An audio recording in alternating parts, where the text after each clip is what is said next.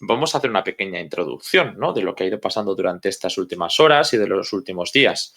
Sabemos que durante las últimas semanas realmente Israel fue retirando algunas de sus tropas del norte de la Franja de Gaza y de la zona de Han Yunis, es decir, se iban a preparar para lo que faltaba para ellos, ¿no?, ese asalto final de la frontera entre Gaza y Egipto, la ciudad de Rafah. Como veis en pantalla, en estos tweets que hemos publicado en nuestra cuenta, nosotros hemos podido ver y seguir en directo al mismo tiempo las negociaciones que se han estado llevando a cabo entre Israel, Hamás y una serie de países que han estado mediando, por un lado, y por el otro, cómo desde el terreno han seguido los ataques. Es decir, Israel ha atacado a la zona sur de Rafah y Hamás también ha lanzado, como veis ahí, 10 cohetes sobre la zona sur en Karem Shalom, uno de los corredores, uno de los pasos, de los pocos que estaban abiertos para la entrada de ayuda humanitaria. Bueno, pues esto, aunque no se ha dado en esa zona, sino contra objetivos militares, han muerto 3 soldados israelíes al menos. Luego creo que ha habido una actualización de cifras, pero nosotros en el primer momento, ¿no?, hace ya 18 horas de esa información, anoche teníamos la cifra de 11 heridos y de 3 muertos. Bueno, eso pues sirvió a Israel para justificar el cierre de ese corredor, de ese paso fronterizo para la ayuda humanitaria. Y además, eso, como digo, el ataque se ha producido contra instalaciones militares, de modo que ha servido como excusa para que Israel pueda llevar a cabo ese cierre. Y además es que, como digo antes, los ataques israelíes continúan contra la ciudad de Rafah, lo cual plantea que podría ser una primera aproximación hacia la invasión, que es la tan esperada invasión, no por nada, sino porque los propios ministros y el primer ministro de Israel llevan semanas diciendo que se va a producir la invasión de Rafah sí o sí, y que además se debe producir independientemente de si hay o no hay acuerdo con Hamás. Ese ha sido el gran debate. Hasta ahora, estos últimos días, las delegaciones de Hamás y de Israel han ido señalando si estaban a favor o en contra de distintos arreglos, pero todos ellos buscaban solo un alto el fuego temporal. De modo que si había acuerdo, si no había acuerdo, probablemente fuera inminente el ataque a Rafah, pero si lo había, al ser solo un alto el fuego temporal, solo se solucionaría la cuestión de los rehenes y un intercambio cruzado de prisioneros, pero no separaría la dinámica y probablemente la invasión de Rafah podría proceder después de ese alto el fuego. Se han dado varias publicaciones en medios de comunicación estadounidenses, israelíes, de todo tipo también, en los que se explicaba que las distintas fases de los acuerdos propuestos incluían, como digo, pues una primera etapa con una serie de días, en torno a unas semanas, unos meses, en las cuales se darían escalonadamente liberaciones de rehenes cruzados, ¿no? Es decir, por un lado, liberar primero, pues creo que seleccionar una serie de perfiles por edad, ancianos o también mujeres, niños, si los hubiera, ¿no? Como que se estaba negociando qué tipo de perfil se iba a liberar primero, a cambio de cuántos prisioneros palestinos se iban a liberar y quiénes, que esto también puede ser muy interesante, ya que hemos visto cómo la autoridad palestina estaba bloqueando que algunos de los líderes más relevantes dentro de la propia causa palestina, ¿no?, que están encarcelados en Israel, pudieran salir a la calle dentro de ese acuerdo, si eso implicaba pues que le podían hacer sombra a algunos de ellos, ¿no? Estamos pensando directamente en Marwan Barghouti, que es uno de los que estaba en prisión más vinculado con la segunda intifada, si no me equivoco, pero que parece ser que la autoridad palestina pues habría bloqueado, ¿no?, que se le pueda incluir en el listado de perfiles a liberar. Entonces, si encontramos que esas negociaciones estaban ya centradas en quién se iba a liberar, es que sí que estaban de acuerdo en liberar de manera cruzada a esos rehenes o esos prisioneros, según como cada uno lo quiera definir, Y el debate estaba, por lo tanto, en el día después, ¿no? En si va a ser un alto el fuego de 30, 40, 50 días, pero después se iba a llevar a cabo la operación de Rafah igualmente, o si Hamás iba a conseguir algo a cambio, ¿no? No solamente la liberación de algunos prisioneros. Los primeros acuerdos que se estaban filtrando comentaban que se iban a dar pasos hacia una solución política.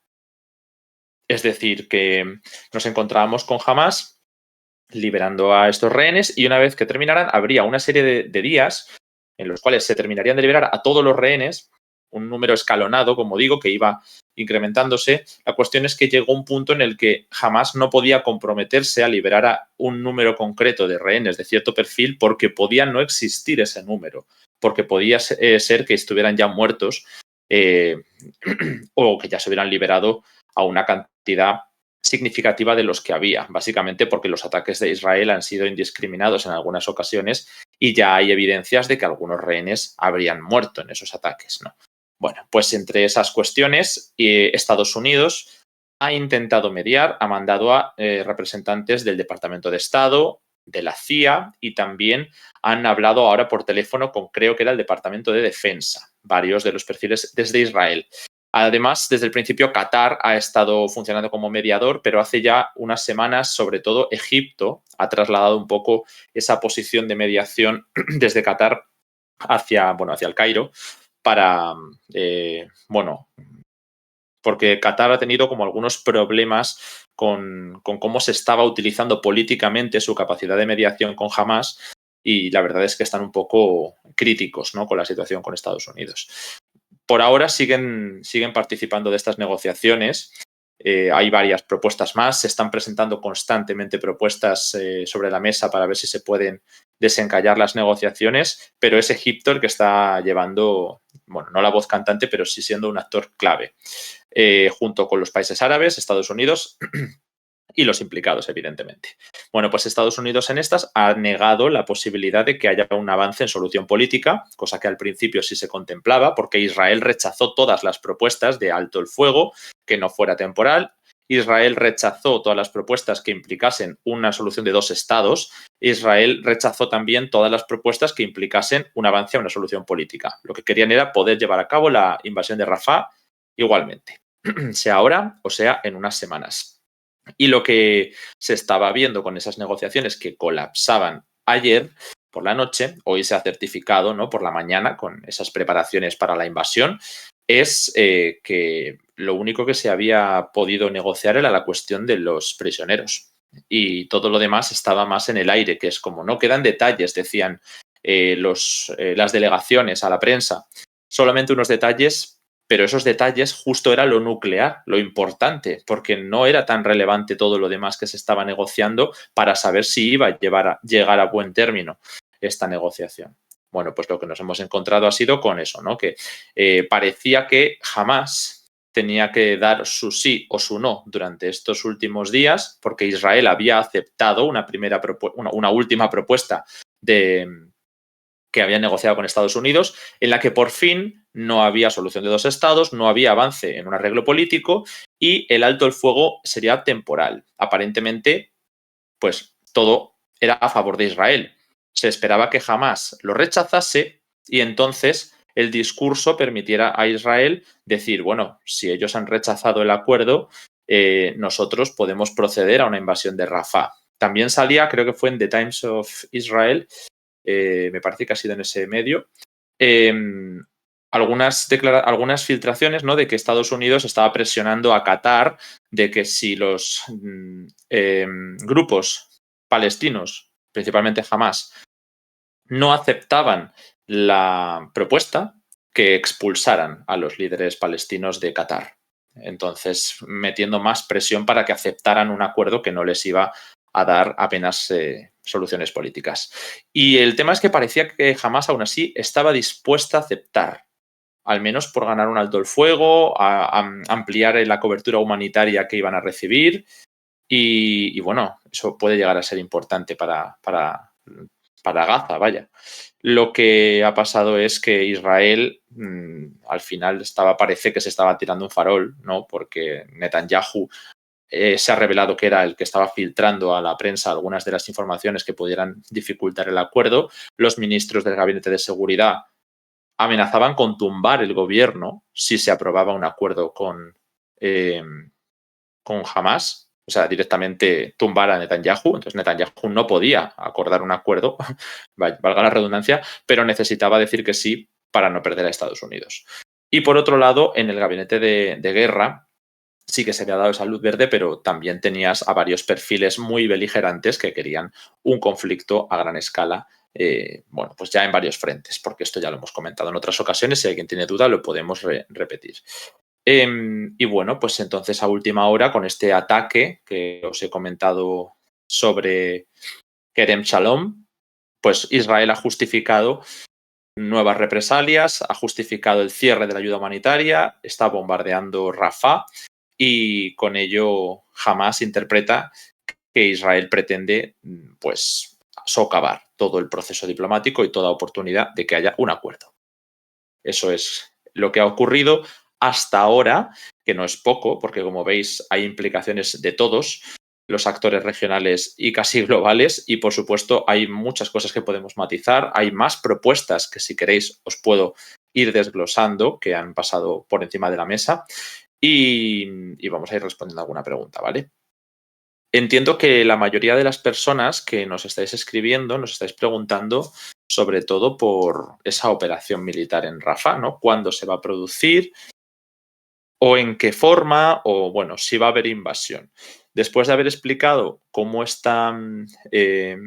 cómo han colapsado las negociaciones, aquí veo, por ejemplo, que nos plantean que no había ningún interés por una de las partes. Claro, evidentemente, las dos partes para llegar a un acuerdo tendrían que ceder.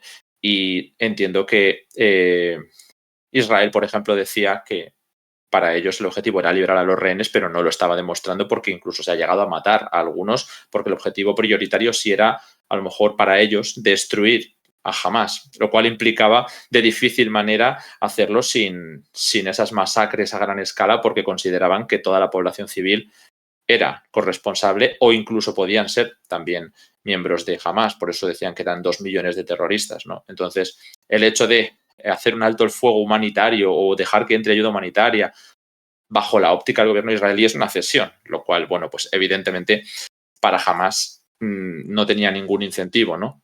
La cuestión es que, viendo la aritmética parlamentaria israelí, tampoco tenía ningún incentivo para gran parte del gobierno israelí aceptar un intercambio de rehenes, cuando lo que querían en algunas ocasiones era la limpieza étnica o la colonización de Gaza. De hecho, se está planteando ya para mediados de mayo, me parece, una nueva marcha de colonización. Bueno, veremos a ver en qué se traduce. Por ahora, en cuanto a la otra pregunta, lo de la invasión, cuándo se va a producir, teníamos varias fechas que, como siempre, os traemos las ventanas que se van abriendo y cerrando según los acontecimientos que las van marcando. Ahora mismo, el principal acontecimiento eran las negociaciones. Podía haber ocurrido la invasión hace tiempo. Podía haber ocurrido perfectamente desde primeros de mes, que acabaron las festividades judías, pero todavía quedan algunas más importantes en Israel. Lo más relevante quizá es el pensar que estos días, desde el 1 de mayo, se han dado las negociaciones y ese ha sido el elemento que quizá ha retrasado el que se pueda producir la intervención. Yo decía, si no hay acuerdo, esto puede ocurrir desde ya. Si hay acuerdo, depende de la franja de tiempo, de días o lo que se negocie, en la cual esté en vigor el alto el fuego. Si esto es así, pues serviría para retrasar la intervención o incluso ganar tiempo, que es lo que parece que Estados Unidos buscaba, y así negociar un nuevo acuerdo en esos 15 días, 40 días, lo que corresponda, para evitar que luego vuelva a las andadas la invasión, ¿no? Que es un poco después de lo que pasó con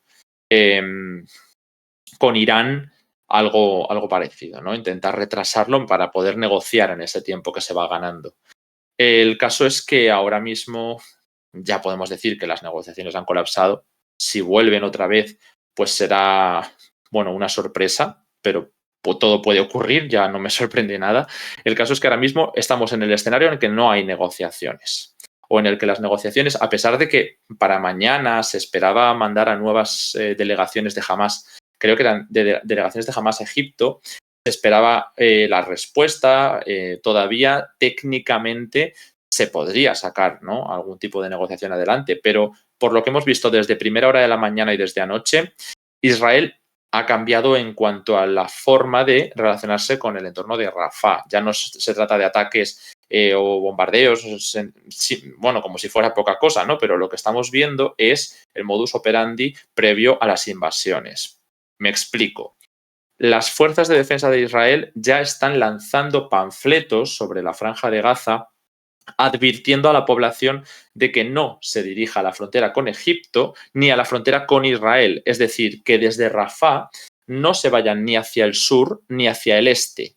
¿De acuerdo? Que la zona que están señalando en un mapa como segura es la que tienen que ocupar. Y las otras zonas, si se quedan en ellas, pues van a considerarles, bueno, pues terroristas, ¿no? Decían que van a operar con fuerza contra las organizaciones terroristas y, por lo tanto, pues si se quedan, son objetivos legítimos. Esto ya lo vimos en la ciudad de Gaza y ya lo vimos en Han Yunis y no tuvo nada que ver con lo que decía Israel. O sea, Israel atacó igualmente las zonas seguras o calificadas de seguras.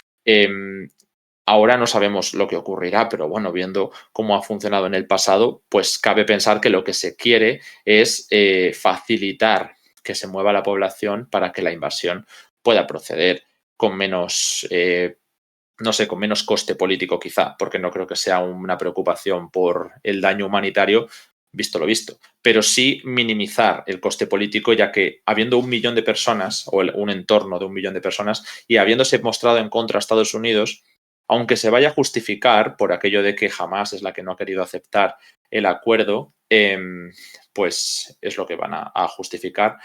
Estados Unidos sigue todavía, insisto, apoyando a Israel con la boca más pequeña o lo que sea, pero sigue apoyando a Israel en sus operaciones en Oriente Medio. Así que si esto sigue así, significa que se está intentando evacuar a parte de los civiles de Rafah hacia, en este caso, a algunas zonas del norte, pero todavía no está claro, ¿no?, hacia dónde. Nos pregunta en el chat Leviatán si se puede ver alguno de los panfletos. Pues mira, justo, si yo no me equivoco, lo hemos publicado debajo en el tweet que está publicado en pantalla, el que está proyectado en pantalla, que es nuestro hilo de Palestina, de Cisjordania, Gaza, de todo lo que está ocurriendo ahora, pues más en Gaza, evidentemente. Tenemos estos 2 tweets contando lo del ataque en Karem Shalom y justo debajo, ahí está, tenemos la infografía sobre las zonas de Rafah que serían seguras, seguras o que se deben evacuar más bien. Yo no creo que estén refiriéndose solo a eso, pero en principio creo que hacen referencia a esto, porque ahora mismo pues no tengo la traducción del árabe fresca, pero bueno, ahí lo tenéis. También voy a aprovechar este momentito que Chiriveje se ha suscrito con Prime para darle las gracias. Y recordaros que ahora, bueno, pues está un poco más escondido el botón de suscribirse, pero que todavía se puede dejar ese apoyo con Prime. A ver si me recuerdan cómo se procedía para ello, pero vamos, que ahí lo tenéis. Mejora tu suscripción, suscribirse gratis y después suscribirse con Prime, que son 3 pasos muy tontos, pero es que los han escondido un poco. Así que para el que tenga una sub de Prime, recordad que como es gratis, pues si podéis, si queréis dejarnos el apoyo, no os va a costar nada y además a nosotros pues nos permitís hacer este contenido. Pero bueno, como insisto, voy a seguir, que para eso es para lo que nos estáis dando apoyo, analizando las cosas que nos preguntáis. Sí, veo que si alguien quiere dejar otro tipo de apoyos, pues ya sabéis, lo de siempre, ¿no? Tenéis las suscripciones de pago, las de regalo, que son igualmente estupendas, y también el QR que vemos en la esquina, que eso es lo que siempre digo, todavía mejor porque nos deja un apoyo más fuerte y a vosotros os damos acceso a todo, a los newsletters, los seminarios según la suscripción y a artículos exclusivos. Así que nada, cualquier forma es súper bienvenida y súper agradecida por nuestra parte. Vale, pues vamos a seguir porque aquí plantean sobre la relación de Qatar, que apoyará menos a Israel después del cierre de Al Jazeera. Bueno, pues el tema de Al Jazeera es interesante porque no es algo necesariamente nuevo, ¿no? Israel ya había planteado la legislación para poder cerrar Al Jazeera hace meses, pero ahora es como que se ha tomado la decisión definitiva, ¿no? Incluso se ha ido a requisar equipos y a cerrarla en el territorio. Porque además se ha decidido por unanimidad. O sea, es que aquí no ha habido ningún tipo de discrepancia como puede haber en otras cosas como el proceder militar.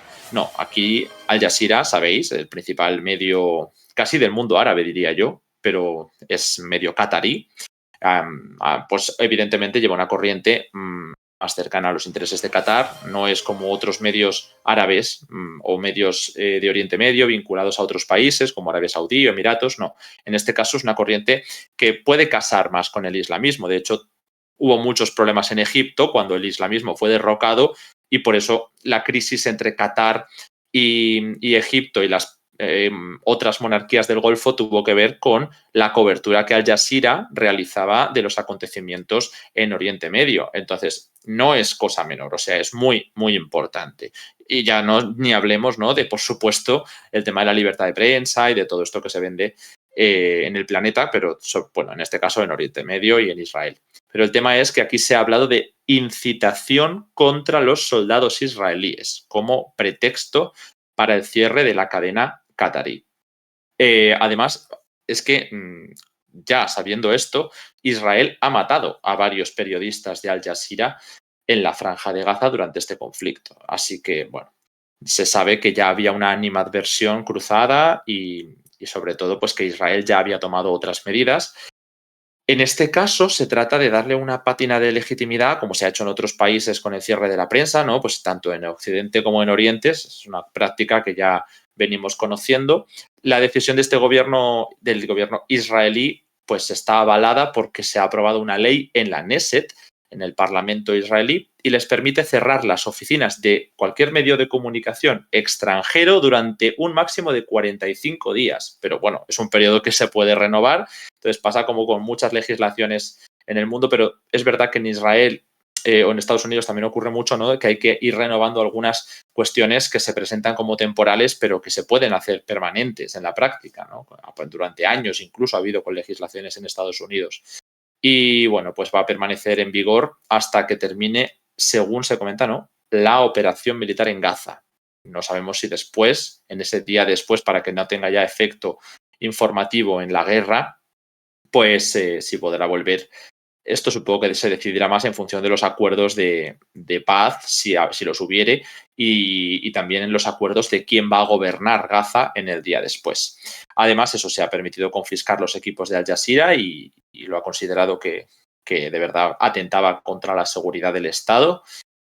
Entonces, bueno, pues es muy importante porque ya, de hecho, creo que ha matado a cientos de... Sí, aquí lo tenemos. Israel ha matado a más de un centenar de periodistas palestinos durante este conflicto. Y ya se ha entrado en esa oficina de Al Jazeera en Jerusalén, que eso tuvo lugar ayer, si no me equivoco. La relación con Qatar, bueno, pues es lo que te decía, ¿no? Que ya era bastante tensa, era una relación que podía tener algo de sentido para la mediación, pero parecía muy complicado que fuera una relación que se fuera a normalizar. Si bien la de Arabia Saudí parecía ya prácticamente hecho, que se iba a negociar un acuerdo, que ya había un acuerdo negociado o medio hablado, pero que se encontraban con el escollo de que hubiera un Estado palestino. Qatar no es tan complaciente con Israel como sí puede ser Arabia Saudí o muchísimo más puede ser Emiratos Árabes. Qatar, las relaciones no iban a normalizarse tan fácilmente. Y ahora, pues mucho menos, ¿no? Entonces, es complicado. Y ahora incluso diría que se puede alejar hasta de la mediación. No creo que se ponga como parte del conflicto, ¿no? Como a veces se ha apuntado a perfiles del eje de la resistencia o bueno, al propio Irán, pero es que hay otros países en el mundo árabe como Túnez, ¿no?, o donde se han encontrado con la animadversión abierta de autoridades y sociedad civil, pero en Qatar, bueno, pues aunque exista esa sensación, de ahí a participar del conflicto también creo que estamos un poco lejos. Pero bueno, todo se verá con el tema de las escaladas más o menos controladas. Vale, aquí tenemos una nueva sub de GMZ con Prime. Muchísimas gracias, muchísimas gracias. Vale, ¿qué más tenemos por aquí? ¿Qué creemos que consigue Hamás con el ataque de los 10 cohetes? Puede que quiera puede que quiera que Israel siga con las masacres y con ello su desgaste internacional consiga algún tipo de solución que venga del extranjero. Vale, o sea, entiendo que estás planteando si a Hamás le convenía boicotear las negociaciones para que sigan con una operación que podría ser de martirio, ¿no? Y que, por lo tanto, desde fuera... A ver, evidentemente a Hamás sí le puede interesar que se internacionalice el conflicto, que se desgaste la imagen de Israel, sí que hay mucha gente que ve esto como operación de martirio, pero desde luego lo que más les convenía era un acuerdo que llevara a una solución política o a algo, ¿no? A algo que les pudiera dar más réditos. Pero a nivel político es cierto que Hamás está consiguiendo mostrarse como una fuerza dominante, imprescindible en la Franja de Gaza y que ha prácticamente imposibilitado hasta el momento que Israel pueda cumplir el objetivo de eliminar a Hamás de la Franja de Gaza. Ese era uno de los objetivos que se planteaban y según insisten diariamente, porque hoy lo han vuelto a repetir, no sé quién ha sido del gobierno, creo que ha sido el ministro de Exteriores, Israel Katz, pero ya son tantos que no me acuerdo quién lo ha dicho, que sigue siendo el objetivo ese. Y la verdad es que, bueno, pues si ese es el objetivo es un fracaso rotundo, porque Hamás, insisto, es una parte imprescindible, al menos como actor político reivindicado, ya como actor armado, pues está siendo una de las vanguardias de la resistencia armada, pero como actor político que también se está mostrando imprescindible, que sin ellos no hay gobernanza en la Franja de Gaza. Ahí hasta descontento, mucha desconexión con Fatah y con la autoridad palestina. Se han intentado también negociar acercamientos entre Hamás y Fatah en el extranjero. China los ha intentado mediar, Argelia los ha intentado mediar. Entonces, ¿que les puede interesar la continuación de la guerra? Pues hombre, a priori la prioridad para ellos es que la guerra acabe y conseguir un rédito político con ello. Pero si la guerra va a continuar, porque como hemos explicado durante todo el directo de hoy, Israel la iba a lanzar igual, pues el rédito político lo tienen que intentar sacar por otro lado. En esta ocasión, yo no diría que el ataque de Kerem Shalom sea especialmente punto de inflexión. O sea, por supuesto es importante porque ha habido bajas militares, pero ¿cuántos ataques no ha habido constantemente? Creo que desde la Franja de Gaza me pareció leer hace poco que recientemente se han dividido más o menos a la mitad, se han reducido a la mitad, vaya, los ataques contra Israel en marzo-abril con respecto a enero-febrero, mientras que en Líbano se han duplicado prácticamente en marzo-abril con respecto a enero-febrero. Entonces, estamos viendo que los ataques son constantes, que no es un ataque ayer que haya aparecido de la nada y que por lo tanto haya venido a reventar las negociaciones. Ataques hay constantes porque Israel ha seguido atacando, Hamás con las capacidades que va pudiendo sigue atacando, pero ya bastante menos capacidad es la que le queda, pero como digo, en Líbano igual, parece que nos hemos olvidado y se están duplicando los ataques con respecto a hace unos meses. ¿Por qué digo esto? Porque el ataque de Kerem Shalom puede ser importante por las bajas, puede ser importante por la significación en Rafah, pero la realidad es que es una excusa que Israel podía haber cogido si hubiera querido parar las negociaciones, igual que podría haber ignorado si no hubiera querido. Estamos ya cansados en tantos conflictos en Irán, en Ucrania, con cualquier país. Si hay un ataque que tú quieres obviar porque quieres negociar, lo hacen. Se han dado ataques en territorio OTAN por accidente y se han obviado porque no se quiere un conflicto. O se ha atacado Irán o Israel y se ha obviado porque no se quiere un conflicto. Si uno quiere coger un ataque como excusa, lo va a coger. Y de hecho no hace falta ni que sea de los más significativos. Esto es voluntad política. Espero haberte respondido, pero es una pregunta muy complicada, ¿no? Si le conviene o no le conviene pues una operación de martirio. Eso pues tiene sus argumentos a favor y sus argumentos en contra. Vale, cierre en Israel o a nivel mundial. Cierre en Israel. Evidentemente hablas de Al Jazeera, porque la cadena es catarí. O sea, no tiene capacidad Israel para imponer el cierre fuera. Cierre solo en el territorio que controlan, claro. Para que no pueda seguir informando y afectando lo que se llama la guerra informativa, el discurso, por lo que aquí en Europa se ha prohibido medios rusos. En Rusia y en muchos países se han prohibido algunos medios occidentales, en Sahel, por ejemplo, por no irme tan lejos, ¿no? Y por eso en Israel se prohíben medios cataríes ahora mismo, ¿no? Pues es una cosa que es habitual, pero que no deja de ser más, pues atentar contra la libertad de expresión y de prensa, porque sea más habitual no es más legítimo, ¿no? Al final es una opción más que aplican los estados en plena guerra. Veo por aquí a Mandacarayo que nos ha dejado una sub de nivel 1 por 26 meses. Bueno, ya un clásico, ¿no? Gracias por estar aquí siempre apoyándonos. Y veo más preguntitas, a ver si me encuentro alguna por el chat, que estoy a todo. Vale, está claro que Israel no va a permitir ninguna solución política, al nivel de incluso de matar a los rehenes. Esto nos dice Manu. Bueno, pues claro, el tema es que tú puedes no querer ninguna solución política, pero si no quieres solución política y no planteas otra alternativa, tú te estás jugando tus alianzas con Occidente. Esto ya es una obviedad, ¿no? Parece una tontería. Te lo contesto además que has donado bits con más interés todavía, me dicen. Pero claro, se trata de fingir al menos que tienes interés por negociar algo. O sea, o yo qué sé, o planteas un órdago o planteas una negociación extremadamente favorable para ti. Que, por ejemplo, Rusia cuando en 2001 presentó los borradores de garantías de seguridad, los presentó en unos términos extraordinariamente favorables para ellos. O sea, siempre se puede pedir más, claro, pero era algo que sabes que el otro no va a aceptar. Como mostrando, tengo una mano muy fuerte y estoy dispuesto a invadir Rafah. Entonces, como estoy dispuesto a invadir, te voy a presentar una opción negociadora, pero va a ser con mis condiciones, unas condiciones más favorables. Si no las aceptas, porque es complicado que aceptes estas condiciones, pues será tu culpa porque no las has aceptado. Pero si las aceptas, yo al menos me llevo una victoria política enorme. El problema es que aquí, como bien dices, es que yo creo que ni con esa victoria política Israel habría podido venderlo internamente, porque sus ministros más radicales es que estaban en contra ya por cerrazón, ¿no? En plan, no se va a negociar un intercambio de rehenes con Hamás, en ningún caso, bajo ningún concepto.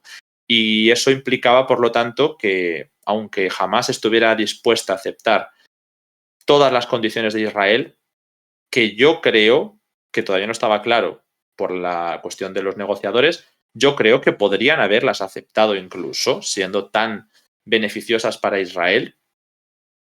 Y aún así, Israel que las hubiera rechazado después, porque me parece que era un poco un órdago. Y por eso sí tendría sentido, y creo, es que es la única manera quizá de entender que se acepte negociar, pero luego se rompa por un ataque como el de Kerem Shalom. Es la única manera de entender casi que el ataque de Kerem Shalom se le haya dado tanta importancia para romper unas negociaciones. Y es que jamás pudiera haber aceptado esas condiciones, pero Israel ya no puede echarse atrás, porque no puedes perder el discurso.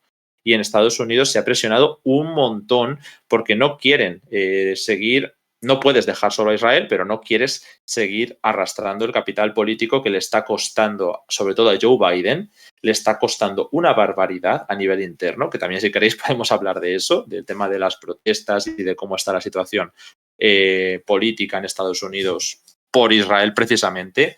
No les conviene en absoluto liarla como la están liando, ¿no? Vale, a ver qué más tenemos por aquí. Tomad conciencia de que después de Gaza irán a por Líbano y Cisjordania. Bueno, pues es una cosa que si escuchamos a los ministros no es tan loco. O sea, lo de Líbano dicen que lo llevan queriendo llevar a cabo desde octubre. Lo de Cisjordania, según, porque para eso ahí la Unión Europea y Estados Unidos sí que están un poco más ojo a visor, porque Si ha habido alguna sanción contra Israel, prácticamente se ha concentrado sobre individuos que llaman colonos, extremistas, ¿no? Por los actos hostiles contra los palestinos de Cisjordania. Claro, porque Cisjordania está bajo un régimen mixto. Por un lado, zonas con gobierno colaboracionista, al que no se le reconoce desde Occidente la capacidad de conformar un Estado independiente, aunque existan unos acuerdos de Oslo. No se quiere reconocer ese Estado. Los países occidentales son los últimos que faltan del planeta prácticamente, hay alguno más, por reconocer a Palestina. Y al mismo tiempo, de un régimen más colaboracionista, es que es un sistema de apartheid. En parte, Israel es el que puede controlar que haya unos derechos o unas leyes que afectan solo a los palestinos y otras solo para los colonos o para la población judía, pues por ejemplo en Jerusalén, etcétera, ¿no? Entonces nos encontramos con que Cisjordania tiene un estatus diferente, Jerusalén, porque en Occidente y en Israel hay ese acuerdo no para controlar o para dejar las cosas, para llevar las cosas adelante de forma controlada, mientras que en Gaza no. Gaza está fuera de todo acuerdo, por eso se intenta que después de esta guerra haya un nuevo acuerdo que consolide esa nueva autoridad colaboracionista, la que sea, una autoridad palestina nueva, otra autoridad, un gobierno mixto, sea el que sea, sí pueda permitir, y por eso los países occidentales están en ello, que se pueda reconocer una Palestina, aunque quizá bajo los términos que planteó Donald Trump, porque al final nos estamos encontrando que todas las políticas de Trump son las que está llevando a cabo o manteniendo Biden en Oriente Medio. Y él hablaba de un Estado palestino, pero subordinado a los intereses israelíes. Eso es lo que plantea, por ejemplo, Yair Lapid, ¿no? En la oposición, que es quizá de los más abiertos a eso y aún así mira lo que está planteando. Entonces, claro que ir a por Cisjordania es un objetivo de algunos de los ministros más radicales, mientras que otros plantean al revés, ¿no? Que Gaza se convierta en el futuro en lo que ahora es Cisjordania, para ir poco a poco liquidando los territorios que quedan, parcheándolos y después anexionándoselos. O sea que es una opción realmente viable. Lo de Líbano, pues ya te lo he comentado antes y bueno, pues sigue su propio ritmo. Vale, tenemos aquí otra sub de Dakar Khan de Prime, que son de 4 meses ya. Bueno, de nuevo, gracias a todos los que hacéis posible este contenido. Recordad que nosotros queremos solo depender de los apoyos de las suscripciones, que prácticamente sois, bueno, pues lo único por lo que estamos aquí todos los días en directo, hoy entrando a deshora, como digo, porque han colapsado las negociaciones en Palestina y por lo tanto es posiblemente inminente una invasión de Rafah. Os planteaba al principio que igual estábamos hablando de días, si hubiera salido adelante el acuerdo, igual de semanas, pero al no haber salido adelante el acuerdo podrían ser días o incluso horas. Entonces era importante que os avisáramos y por eso estamos haciendo este contenido aquí adicional, que luego seguiremos esta noche y estos días, gracias al apoyo que, como digo, que nos dais. Y nada, recordaros, como ha sido por Prime, que ahora para poder encontrar lo del Prime hay que darle a mejora tu suscripción, de ahí te deja suscribirte gratis, o sea, porque como ya os decimos muchas veces, es gratis si tenéis Amazon, y de ahí ya elegís suscribirse con Prime. Muy sencillito, pero como siempre hay quien nos pregunta, pues lo cuento, ya que es gratis, pues tampoco pasa nada. A ver qué más tenemos por aquí. ¿Alguna vez le importaron los rehenes a Israel? Porque cuando quisieron hacer intercambios, su estrategia se basó en detener en Cisjordania cualquiera para tener algo con lo que negociar. Bueno, esto es una de las cosas que se planteó en uno de los segundos borradores de acuerdo. En los primeros se hablaba, bueno, los primeros se aplicaron, de hecho, porque se han hecho varios altos al fuego de días. No sé si os acordaréis. Por cada rehén o grupo de rehenes que liberaba Hamás, que después propagandísticamente fue un desastre para Israel porque empezaban a hablar de cómo habían sido las condiciones y en Israel hubo un descontento, ¿no? Con cómo se habían dado, cómo se había gestionado esas entrevistas. Pero bueno, más allá de eso, para que nos acordemos de que esto ya se ha producido, liberación de rehenes. Bueno, pues en aquel momento Israel se habló de que también liberase a algunos prisioneros palestinos, que después ellos, al revés, ellos a nivel propagandístico no han hablado de cómo estaban de cuidados, como el caso de Hamás, que esto no lo digo yo, es que lo han dicho ellos, que ha sido un escándalo mediático también en Israel, cómo los medios critican cómo ha llevado a cabo Israel la propaganda, ¿no? Del tema de los rehenes. El caso es que los prisioneros palestinos han denunciado torturas y bueno, es que hay unas descripciones muy gráficas de las cosas que pasaban en las cárceles con los palestinos, que no voy a traer aquí, pero bueno, cualquiera las puede encontrar, incluso en prensa israelí, yo creo, pero bueno, no solo ahí, hay que mirar, pero hay muchísimo publicado en estadounidense también, en prensa estadounidense. El caso es que, como digo, después de aquellas liberaciones de prisioneros, una de las siguientes negociaciones implicó que Hamás pedía que no se volviera a detener a los prisioneros por los mismos cargos por los que se les había liberado cuando estaban encarcelados. O sea, es decir, Israel efectivamente estaba volviendo a detener, no sé si en Cisjordania, porque algunas veces se habla del propio territorio israelí, ¿no? Con palestinos que iban a trabajar y tal, se había detenido varias veces a las mismas personas por los mismos cargos. Entonces, pues claro que eso, como estrategia de intercambio de rehenes, es bastante pobre por el lado palestino, porque estás liberando a los rehenes, quizá das un mensaje político potente, pero a nivel de estratégico, pues no estás consiguiendo grandes ventajas. Vale, a ver qué más tenemos por aquí. Nos pedía Mandacarayo un resumen, porque acaba de llegar o acababa de llegar, y estábamos hablando de eso, del colapso de las negociaciones entre Hamás e Israel. Como señalábamos, Israel pedía una serie de condiciones a Hamás que podían llegar a ser incompatibles con una solución política, incompatibles con una solución de dos estados e incompatibles también con un alto el fuego definitivo. Es decir, ya el debate era si se van a intercambiar rehenes y va a implicar el fin de la guerra o no. Y estaban de acuerdo solo en intercambiar rehenes, pero Israel no quería que eso implicara el fin de la guerra. Bueno, pues cuando faltaba esa respuesta de Hamás, que parecía que iba a ser, incluso podía ser favorable, a pesar de que podamos debatir si le interesa más o menos, podían acceder a un intercambio de rehenes y ganar un tiempo pues valioso con ese alto el fuego temporal. Pero finalmente, pues como hay ataques constantes, Israel ha señalado que el último ataque, el de Kerem Shalom, contra varios militares israelíes, ha dejado 3 muertos y 11 heridos, mínimo. Pues es el detonante y han empezado a lanzar panfletos, a pedir la evacuación de civiles de Rafah y a prepararse para lo que podría ser una invasión o un ataque masivo pues durante las próximas horas o días. Esto no lo sabemos, pero ese es un poco el resumen de lo que ha ido ocurriendo. Preguntáis por aquí si podría ocurrirle algo a Netanyahu, entiendo que irónicamente, ¿no? De algún accidente, pero insisto, igual que en todos los conflictos, ¿no? Si a alguien que lidera un país en guerra o en un conflicto político identitario prácticamente, porque hay mucho consenso, ¿no? En algunas de estas medidas, si esa persona fallece o es destituida, no es ninguna locura que el que venga profundice las dinámicas, porque vemos que en el Likud Netanyahu está hasta frenando a veces medidas que el gabinete querría sacar adelante antes y en mayor escalada. O sea, en mayor escala.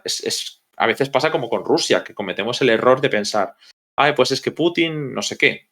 Vale, pero ¿y el que viene después qué opina? Porque veo que son algunas posiciones incluso más beligerantes. Pero bueno, esto ya es opinión de cada uno. A ver qué tenemos más por aquí. Los términos de Trump son con trasvase de población. Las colonias en Cisjordania a cambio del triángulo en Israel. A ver, el tema de Trump es que él diseñó tenemos un artículo, además de aquella época, de 2020, me parece que era el acuerdo del siglo que él vendía. Y él, aunque sí hacía un intercambio no de territorio, porque les estaba dando algo más de presencia en Cisjordania, capital en Jerusalén Oriental, pero no dejaba de ser un estado con la soberanía controlada. También les daba una conexión terrestre, algo de territorio en el desierto del Negev, pero que son todo cosas que no son el centro de las demandas palestinas, ¿no? Ellos no querían necesariamente un trasvase así como el que se planteaba. Hombre, ya es más de lo que tienen ahora, desde luego, pero ellos siguen esperando que haya un acuerdo de 2 estados, no de un estado subordinado a otro, ¿no? 2 estados y que Palestina sea soberana. Y es que ahí no tiene por qué Israel decidir, ¿no? Según lo que planteaban en aquel momento, porque ya digo que a día de hoy igual han cambiado las cosas. Igual que en los acuerdos de Oslo se planteó una solución de 2 estados con un control territorial concreto y finalmente, pues, ni siquiera Israel, que la firmó, ¿no? Como que ya era un acuerdo beneficioso para Israel porque le ha normalizado la colonización de algunas zonas de Cisjordania y luego, aunque sean de manera ilegal, que es por lo que Occidente ha sido crítico con los colonos, más que con lo que ha ocurrido en Gaza, por ejemplo, pues ha podido expandir su control. Y ahora ya los acuerdos de Oslo no le valen. Entonces, esos términos que planteaba Trump incluso pueden haberse quedado atrás, ¿no? Eso habrá que estudiarlo. Y mira, por ejemplo, es que esta misma semana nos hemos encontrado con otra noticia que también creo que era del Times of Israel, de varios países árabes que habrían propuesto otro formato, ¿no? Eran Arabia Saudí, Emiratos Árabes, Qatar, Egipto y Jordania.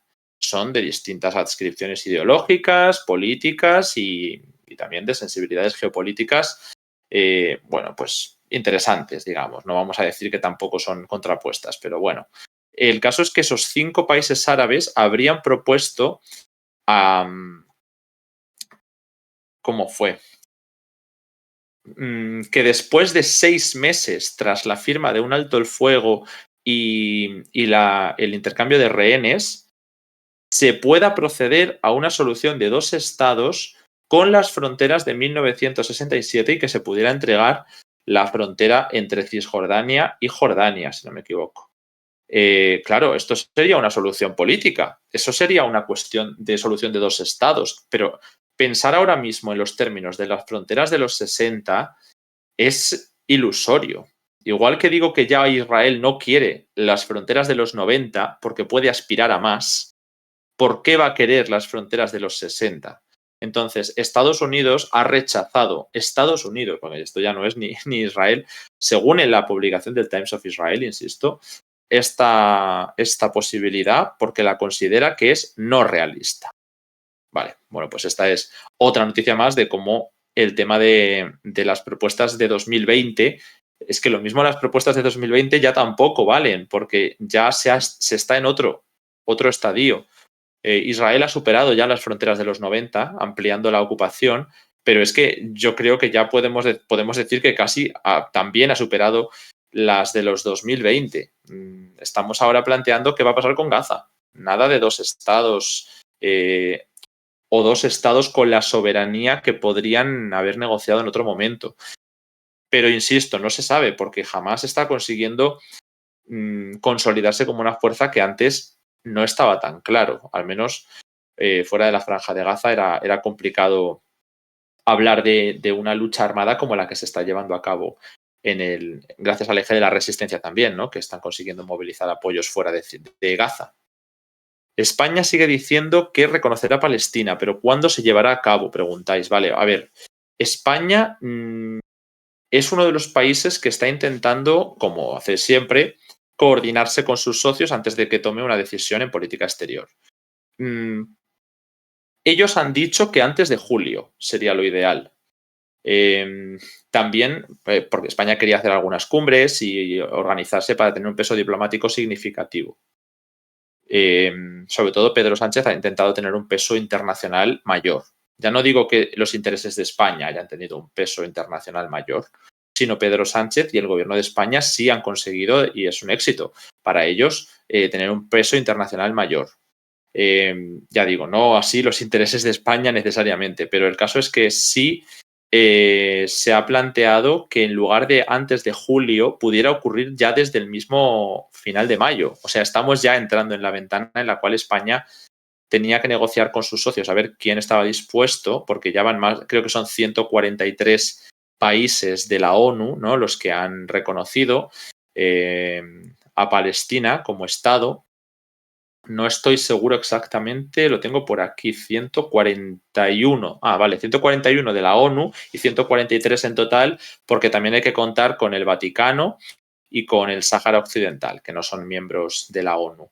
Entonces, esos 141 han sido los 3 últimos este año 2024, si no me equivoco, y ya los anteriores creo que eran de 2018 o 2019. O sea, la oleada de reconocimientos, pequeñita, pero al fin y al cabo nueva, es de 2024 y son los pocos estados que quedaban fuera de Occidente en el planeta. Han sido, pues quedan algunos en el Caribe, quedaban algunos, pues no sé si tenía la lista por ahí, en África quedaba alguno, pero principalmente eran los occidentales, Europa y Norteamérica y algunos más. La tengo por ahí la lista, luego si queréis la busco. El caso es que los últimos habían sido precisamente Jamaica, Barbados y Trinidad y Tobago. Estamos viendo estados del Caribe, ¿no? Principalmente. Entonces, como los que quedan son los europeos, esto de que ellos van así a representar la vanguardia, bueno, hay veces que en Europa parece que hasta que no deciden ellos algo no existe y que ellos son la comunidad internacional, ¿no? Si ellos sancionan a Rusia, la comunidad internacional ha sancionado a Rusia, y si ellos no reconocen Palestina, pues parece que es que hay discusión, no se puede reconocer Palestina, pero si ellos solo reconocieran a Kosovo o a algunos otros países, entonces sí es un Estado internacionalmente reconocido, ¿no? Es como, eso ya lo conocemos todos. Vale, pues España ha intentado negociar para llevar la voz cantante dentro de Occidente porque hay países que ni por esas están dispuestos, como algunos mencionaban, Alemania, Reino Unido, Estados Unidos, son países muy reacios a oponerse a los intereses israelíes, pero incluso allí se han escuchado voces. Yo he escuchado ya algunas palabras por ejemplo, de David Cameron, ¿no? El ministro de Exteriores británico, pero principalmente es en el caso de que haya un acuerdo, entiendo, de paz entre Israel y Palestina. Ahora mismo me parece más ilusorio. Me sorprendería mucho que Pedro Sánchez haya conseguido poner de acuerdo a todos. Yo creo que se refiere sobre todo a un subgrupo que sería importante porque sería la primera espita, ¿no?, que se puede abrir en la Unión Europea en los países más occidentales, no en los más orientales, que también hay diferencias. Y estoy hablando de España, con Malta, Eslovenia, Irlanda, que ha sido también un apoyo importante, quizá Bélgica, Noruega, aunque no esté en la Unión Europea. Son países que sí que han mostrado una sensibilidad mayor por Palestina y por lo tanto podrían sumarse y abrir de nuevo una veda a que se den nuevos reconocimientos. Vale, bueno, tenemos que ir cerrando. Me dicen que ya va a ser la hora. Van a ser las 5, así que voy a recordaros que vamos a abrir esta noche otra vez. A ver, nos decís que Israel ataca el sur de Gaza. No, o sea, Israel atacar el sur de Gaza lo lleva haciendo, lo lleva haciendo meses. Lo que estamos ahora es en un cambio cualitativo y es que Israel podría invadir el sur de Gaza pronto porque han colapsado las negociaciones y está habiendo ataques en el sur como lleva habiendo antes, pero que ahora son un poco más signo de que se prepara una invasión. O sea, son importantes, por supuesto, pero eso, ¿no? Que tampoco nos pensemos que es algo novedoso. ¿Dónde huyen los habitantes de Rafah? Pues se les ha dicho que no se acerquen ni a la frontera con Egipto ni con Israel, que vayan al norte. Se intenta, desde luego, abrir un poco el paso al norte para que ese millón de personas no estén. Primero, que no tengan el problema del Sinaí, pero Egipto ya se ha puesto en alerta. Segundo, para que no haya un coste político mayor. Insisto, no creo que sea por el coste humanitario, porque Israel ya lo hemos visto, sino por el coste político, sobre todo de perder a Estados Unidos o a algún socio occidental más en el camino. Porque hay países que no están tan sensibilizados con Israel como estos que he mencionado y puedan, pues no sé, decir basta.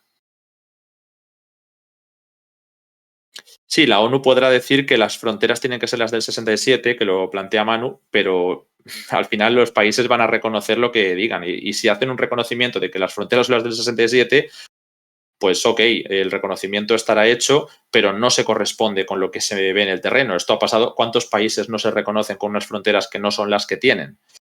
Podrás decir lo que quieras en tu papelito diciendo reconozco Palestina con las fronteras pero si no hago nada para que eso cambie sobre el terreno y al revés le seguimos mandando armas a Israel, pues eso es pues sonreír mucho a Palestina mientras mientras se le ataca por detrás. Vaya, eso es un poco así. Ahora, si esto se tradujera en que pudiera entrar en la ONU, sea con unas fronteras o sea con otras, o aunque ponga las del 67, si tú entras con las del 2024, los derechos legales que tú tienes como Estado permanente en la ONU los vas a tener igual. Eso es importante. O sea, si Estados Unidos, que fue el único país que vetó la entrada de Palestina en la ONU, levantara el veto, eso sí sería importante. O sea, que en el fondo, más que estos 5 o 6 países europeos que he dicho, el que importa es Estados Unidos. Y hasta ahora sigue todavía apoyando a Israel de manera clara. A ver, ¿qué más?